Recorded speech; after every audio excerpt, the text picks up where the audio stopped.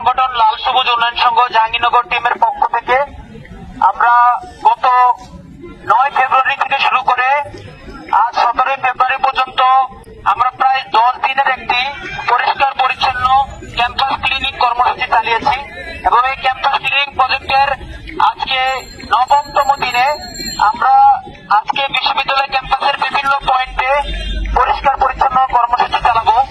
আমরা গত 9 দিন ধরে বিভিন্ন জেলা সমিতির বিভিন্ন যে ভর্তি সহায়তা কেন্দ্র সেই কেন্দ্রগুলোতে আমরা গিয়েছি, সেখানে তাদেরকে সচেতনতামূলক লিফলেট বিতরণ করেছি এবং পরিষ্কার পরিচ্ছন্নতার জন্য নির্দিষ্ট জায়গায় ময়লা আবর্জনা ফেলার জন্য তাদের মাঝে আমরা সংগঠনের সদস্যরা আমরা আমাদের প্রত্যেকের কন্ট্রিবিউশনের মধ্য দিয়ে আমরা তাদের কাছে কিন্তু ঝুড়ি উপহার দিয়েছি, ময়লার বাস্কেট উপহার দিয়েছি যাতে তারা নির্দিষ্ট জায়গায় ময়লা ফেলে। এছাড়াও আমরা ক্যাম্পাসের বিভিন্ন গুরুত্বপূর্ণ পয়েন্টে আমরা ডাস্টবিন স্থাপন করেছি। এছাড়াও বিভিন্ন জাহাঙ্গীরনগর বিশ্ববিদ্যালয়ের ক্রিয়াশীল সংগঠনদের সাথে আমরা সাক্ষাৎ করেছি কিভাবে আমরা পরিচ্ছন্ন জাহাঙ্গীরনগর করতে পারি। আজকে আমরা বিশ্ববিদ্যালয় ক্যাম্পাসে আমরা সবাই উপস্থিত হয়েছি এবং আমরা দেখি যে ভর্তি পরীক্ষার সময় অনেক শিক্ষার্থী অভিভাবকের সমাগমের মধ্যে দিয়ে পুরো ক্যাম্পাস নোংরা হয়ে যায়, ক্যাম্পাসের পরিবেশ নষ্ট হয়ে যায়। সেই পরিচ্ছন্ন জাহাঙ্গীরনগর গড়ার জন্য একই সাথে সবাইকে সচেতন করার লক্ষ্যে এখন আমরা সবাই একসাথে হয়েছি। আমরা সংঘবদ্ধ হয়ে ক্যাম্পাসের বিভিন্ন পয়েন্টে যাব এবং সেখানে পরিচ্ছন্নতা কর্মসূচি চালাবো।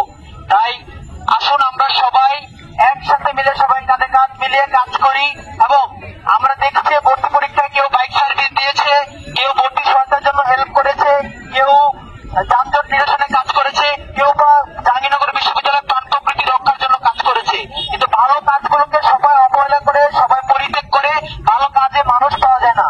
আমরা কৃতজ্ঞ যে লাল সবুজের সাথে আমাদের যে এখানের জাহাঙ্গীরনগর বিশ্ববিদ্যালয়ের শিক্ষার্থীরা রয়েছে, তারা যুক্ত হয়েছে, সংগঠনের সাথে তারা কাজ করেছে, তারা স্বেচ্ছায় শ্রম দিয়ে তারা কাজ করে যাচ্ছে।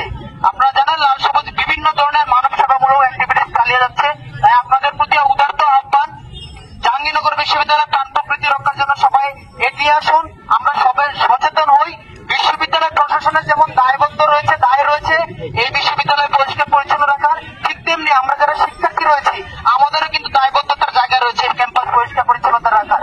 তাই আমাদের জায়গা থেকে আমরা কাজ চালিয়ে যাচ্ছি। আপনাদের সবার প্রতি উদারত আহ্বান থেকে আমার বক্তব্য এখানে শেষ করি।